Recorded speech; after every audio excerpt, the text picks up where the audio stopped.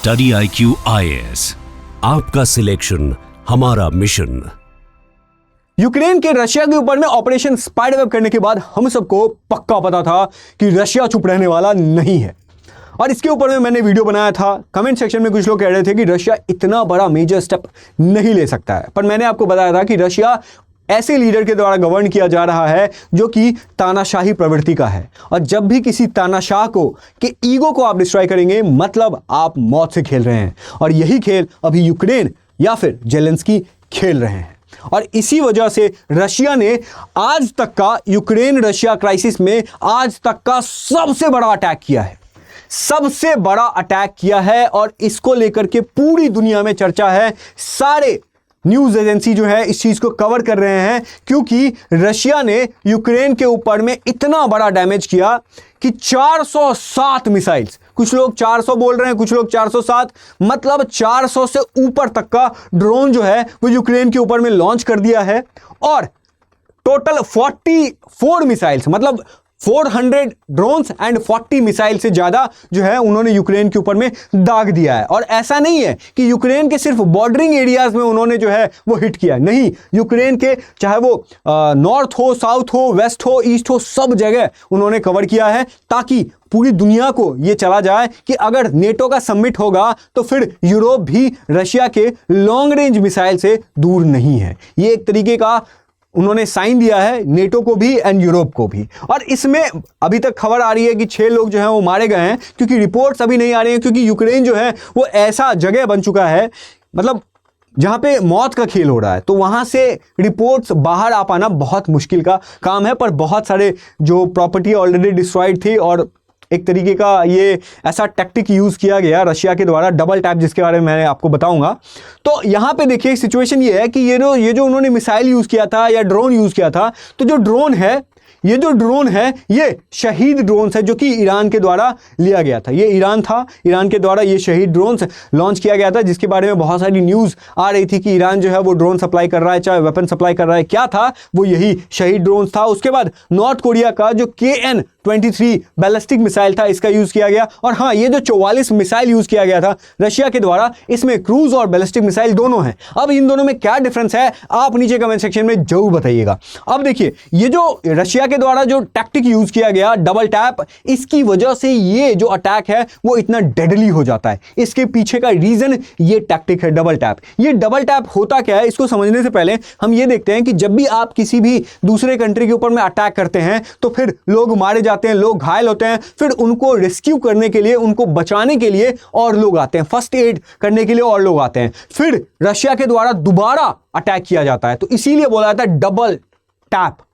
मतलब कि पहले बार अटैक हुआ, बहुत सारे लोग मारे गए, उनको बचाने के लिए जो लोग आए तो उनके ऊपर भी अगर अटैक किया गया तो उसको डबल अटैक। तो इस तरीके से रशिया दिखा रहा है कि हम अब इस चीज को सीरियसली ले रहे हैं, क्योंकि आपने हमारे सॉवरेनिटी के ऊपर में जो है वो लांछन लगाया था। पूरे दुनिया में जो पुतिन को डिसरेस्पेक्ट फील करना पड़ा था, पुतिन को अपने देश में डिसरेस्पेक्ट फील करना पड़ा था, क्योंकि एक छोटा सा देश रशिया के अंदर में घुस करके छोटे से मामूली से ड्रोन से मिलिट्री 40 एयरक्राफ्ट को डिस्ट्रॉय कर देता है। ये बहुत बड़ी बात है। खैर, ये जो 40 एयरक्राफ्ट डिस्ट्रॉय होने की बात की जा रही थी वो यूक्रेन की तरफ से बात की जा रही थी, पर यूएस के जो इंटेलिजेंट, मतलब यूएस के जो ऑफिशियल्स थे, उन्होंने बाद में इस चीज़ को कंफर्म किया गया कि नहीं, ये 40 एयरक्राफ्ट नहीं थे, ये 10-12 एयरक्राफ्ट थे जिनको ये डिस्ट्रॉय किया गया। पर 10-12 भी थे, वो भी एक यूएसए रशिया के लिए एक बहुत बड़ा सॉवरेनिटी के ऊपर में अटैक था, जिसको रशिया ऐसे ही नहीं छोड़ने वाला था। अब यहाँ पे देखिए कि जो कीव के ऊपर में, यूक्रेन के ऊपर में रशिया ने अटैक किया, उसके बाद जो जेलेंस्की हैं वो बहुत जोर से चिल्ला रहे हैं। वो ये कह रहे हैं कि रशिया ने वॉर क्राइम किया है। रीजन इसके पीछे ये है, वो ये दे रहे हैं कि हमने रशिया के ऊपर में डिफेंस लोकेशंस को हमने टारगेट किया था, उसको हमने टारगेट किया था। पर जो रशिया है वो मेट्रो स्टेशन को टारगेट कर रहा है, एनर्जी फैसिलिटीज को टारगेट कर रहा है, इंफ्रास्ट्रक्चर को टारगेट कर रहा है, और नॉर्मली ह्यूमन बीइंग्स जिससे अफेक्ट होगी उनको टारगेट कर रहा है। तो ये वॉर क्राइम कर रहा है। पर जेलेंस्की को ये बात पता होना चाहिए कि जब आप किसी देश के साथ फुल फ्लेज्ड वॉर में उतरने की कोशिश करते हैं, फिर अगर वो देश अपनी पे आ गया, फिर वो क्या कर सकता है। तो ये सिचुएशन यहां पे था। अब यहां पे देखिए जो रशिया का जो वॉर गेम है वो है क्या। तो रशिया जो पुतिन है ना, बहुत शार्प दिमाग का है। वो हमेशा अपने दिमाग को कूल रखता है, उसको इतने साल की एक्सपीरियंस है। वो उसका, अगर आप पुतिन का हिस्ट्री कौन कौन नहीं जानता होगा, ये एजेंट भी रह चुके हैं और इतने साल से रशिया के जो मिलिट्री एस्पेक्ट हैं, जो गवर्नेंस की एस्पेक्ट हैं, जो दूसरे देशों के साथ जो डील करने की जो कैपेबिलिटी रशिया के पास है, वो पुतिन से ज़्यादा और कोई नहीं समझ सकता है। तो ये जो पॉलिटिक्स खेल रहे हैं वो क्या खेल रहे हैं, ये देखिए। इस्तांबुल में पीस टॉक्स हो रहे हैं, नेटो की समिट होने वाली है, तो ये सोच रहे हैं कि अगर इस्तांबुल में पीस टॉक्स होगा तो यूक्रेन अलग से डिमांड करेगा, और अगर सिचुएशन नॉर्मल रहेगा तो यूक्रेन अपनी डिमांड्स को लेकर रिजिड रहेगा कि हम तो यही काम करेंगे, और बाकी दुनिया भी हमारे ऊपर प्रेशर बनाएगी कि नहीं आप ऐसे मत कीजिए। तो इसीलिए वो यूक्रेन को कंप्लीटली तोड़ना चाहते हैं, मोराल डाउन करना चाहते हैं। जो ऑपरेशन स्पाइडरवेब के बाद यूक्रेन का मोराल अप हुआ था, वो कंप्लीटली डिस्ट्रॉय करना चाहते हैं। वो इस तरीके से यूक्रेन को ट्रीट करना चाहते हैं जैसे कि अगर वो पीस टॉक्स में आए तो सीधे पुतिन के पैरों में गिर जाए और माफ़ी मांगने लगे। तो यही सेम सिनेरियो है, और इसी वजह से पहले जो रशिया है वो क्या कर रहा है कि जो डिफेंस, एयर डिफेंसेस हैं, उनको पहले एग्जॉस्ट कर रहा है। जितने भी रडार हैं, जितने भी आपको ड्रोन्स को टारगेट करने, मिसाइल को टारगेट करने, सब कर लो, क्योंकि हमने तो अभी रियल अटैक किया ही नहीं है, इसीलिए एयर डिफेंसेस को एग्जॉस्ट कर रहे हैं। जो यूक्रेन ने ऑपरेशन स्पाइडरवेब में रशिया का किया था, एलिजेडली 34% जो उनका बॉम्बर था उनको डिस्ट्रॉय कर दिया था। तो इसी के रिगार्डिंग रशिया भी चाह रहा है कि अगर फुल फ्लेज वॉर अगर हम आपके ऊपर में अटैक करते हैं ना, तो आपका डिफेंस इतना ज़्यादा वीक हो गया हो कि आप हमें झेल ही ना पाए, और यही काम वो भी होता है। फिर इस्तांबुल पीस टॉक्स में बहुत सारी चीज़ें होती हैं, जैसे यूक्रेन का डिमांड होता है कि हमें 30 दिन का सीज फायर कर दो। अब देखिए, यूक्रेन अलग गेम खेल रहा है। यूक्रेन सोच रहा है कि अगर 30 दिन का सीज फायर हो जाएगा तो उससे क्या हो जाएगा कि हम यूएसए को, ट्रंप को मना लेंगे, बोलेंगे और वेपन दे दो, यूरोप को मना लेंगे कि हमें और वेपन दे दो, पैसे हम मना लेंगे कि हमें और दे दो, थोड़ा बहुत जो इंफ्रास्ट्रक्चर है उसको रिबिल्ड कर लेंगे, और फिर से रशिया के लिए खड़े हो जाएंगे, फिर से उनसे इनके साथ लड़ने के लिए। और सेम रशिया जो है इस चीज़ को भांप गए हैं, इसीलिए जो यूक्रेन की तरफ से 30 डेज का जो सीज फायर का डिमांड हो रहा था उसको सीधा रिजेक्ट कर दिया गया। 1 घंटे के अंदर पीस टॉक्स यहां पे खत्म हो जाता है, और यहां पे बोला जाता है कि 2 से 3 दिन का आपको टाइम दे रहे हैं। इसमें जो आपके प्रिजनर ऑफ वॉर हैं, 1000 प्रिजनर ऑफ वॉर, इनको एक्सचेंज किया जाता है। जो 6000 डेड सोल्जर्स थे जो कि अपने देश की रक्षा के लिए कुर्बान हो गए, इनको एक्सचेंज किया जाता है। और फिर जो ये जो यूक्रेन की तरफ से जो डिमांड होता है कि अनकंडीशनल सीज फायर दे दो हमें 30 दिन के लिए, चाहे लैंड हो, सी हो, एयर हो, इसको रशिया के द्वारा रिजेक्ट कर दिया जाता है। उसके बाद जो उनके द्वारा बोला जाता है कि जो चिल्ड्रन का आपने अबडक्ट किया था वो सब कर दीजिए। नेटो के साथ सिक्योरिटी गारंटी वो एक्सपेक्ट करते हैं कि नेटो जो है हमारे साथ मिलिट्री पैक्ट, नेटो की वजह से ही ये काम हो रहा है, और फिर से जो जेलेंस्की हैं वो यही काम कर रहे हैं कि नेटो की तरफ से सिक्योरिटी का गारंटी ले रहे हैं। और उसके बाद रशिया जो ऑक्यूपाइड टेरिटरी हैं उनको बोला जाता है कि वो फिर से यूक्रेन में आ जाए, या फिर उसको एक्नॉलेज ना किया जाए दुनिया के द्वारा। लेकिन जो ये व्यक्ति हैं जेलेंस्की, आप इनको देख सकते हैं कि ये रशिया को कह रहे हैं कि रशिया जो है वो गेम खेल रहा है। उन्होंने पूरा पुतिन का नाम नहीं लिया, पर उन्होंने बोला कि Moscow is playing games with us. Why?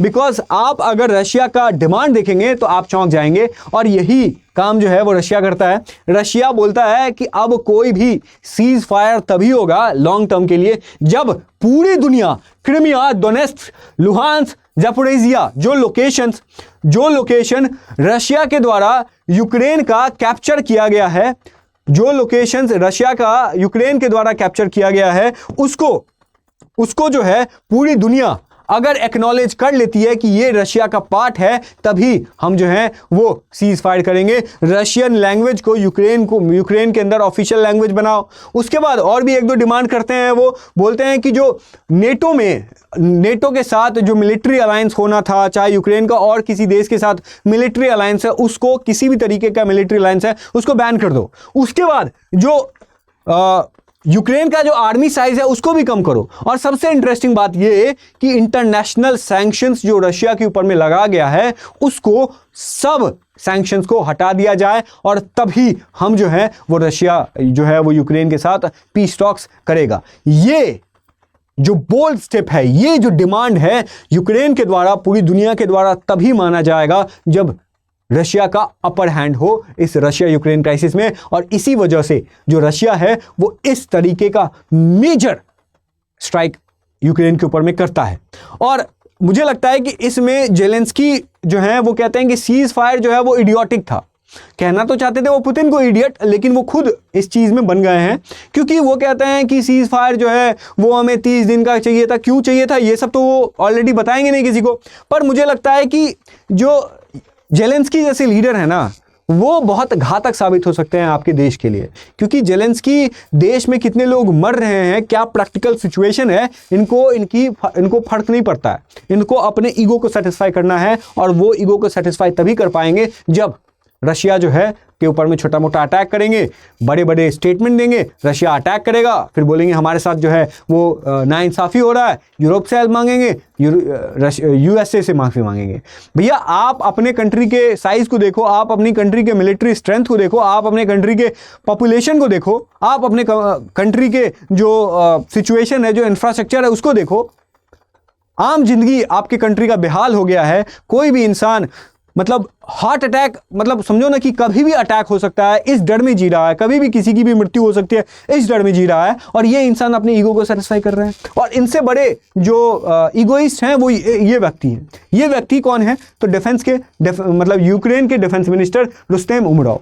और यही वो व्यक्ति हैं जो जेलेंस्की कुछ भी कहते हैं उनका सपोर्ट करने के लिए ये सबसे आगे होते हैं। यही बोलते हैं कि ऑपरेशन स्पाइडर, हाँ अरे बहुत बढ़िया, हाँ पीस टॉक, नहीं नहीं नहीं नहीं, रशिया को ये काम करना चाहिए। ये प्रैक्टिकल सिचुएशन को देख ही नहीं रहे हैं। और इनको सपोर्ट कौन कर रहा है? इनको सपोर्ट कर रहा है यूरोप। बोल रहा है, जैसे हमारे स्कूल में जो दो दोस्तों के बीच में झगड़ा होता था तो कोई एक तीसरा आता था, बोलता था आगे, अरे हमको अगर ऐसे कोई मारा रहता ना, हम उसको सबक सिखा देते। सेम काम अभी यूरोप कर रही है यूक्रेन के साथ। अरे तुम लड़ो ना, हम तुमको वेपन दे रहे हैं, हम तुमको पैसा दे रहे हैं, तुम लड़ो। तो यूएसए जो ट्रंप है इस मामले में बहुत ज़्यादा प्रैक्टिकल हैं। वो ही एक हैं जो पहले भी उन्होंने बोला था कि ऑपरेशन स्पाइडरवेब जो रशिया के ऊपर में यूक्रेन का अटैक किया जा रहा है वो गलत है, मतलब सही नहीं है, क्योंकि रशिया जो है इसको फाइट बैक करेगा। और जब पुतिन और ट्रंप के बीच में 1 घंटे से ज़्यादा बातचीत होती है तो फिर इस चीज़ को ट्रंप जो है पूरी दुनिया को कहते हैं कि देखो भैया, पुतिन जो है एक बड़ा अटैक करेगा, इस चीज़ को लेकर तैयार रहो। और जो इस्तांबुल में पीस टॉक्स हो रहा है उसके बाद जो यूक्रेन ऐसा काम करता है तो फिर लोगों को लग जाता है कि नहीं, यूक्रेन जो है, जेलेंस्की जो है वो सुधरने वाले लोगों में से नहीं है। बाकी आपका क्या ओपिनियन है इस बारे में? आप नीचे कमेंट सेक्शन में बताइएगा कि क्या ये वॉर एंड होगा, क्या इस्तांबुल पीस टॉक्स का कोई कंक्लूजन निकलेगा, और आपको क्या लगता है कि जेलेंस्की नीचे झुकेंगे? क्योंकि इंपॉर्टेंट है उनका झुकना। तो आप नीचे कमेंट सेक्शन में अपना पॉइंट जरूर रखिएगा। तब तक के लिए थैंक यू सो मच और कीप लर्निंग। और साथ में अगर आपको ये वीडियो अच्छा लगा तो इस वीडियो को लाइक जरूर कीजिएगा और इस चैनल को सब्सक्राइब कीजिएगा। तो ये था आज का सेशन। फिर मिलते हैं किसी नेक्स्ट वीडियो में किसी नेक्स्ट टॉपिक को डिस्कस करते हुए। स्टडी IQ IAS, आपका सिलेक्शन हमारा मिशन।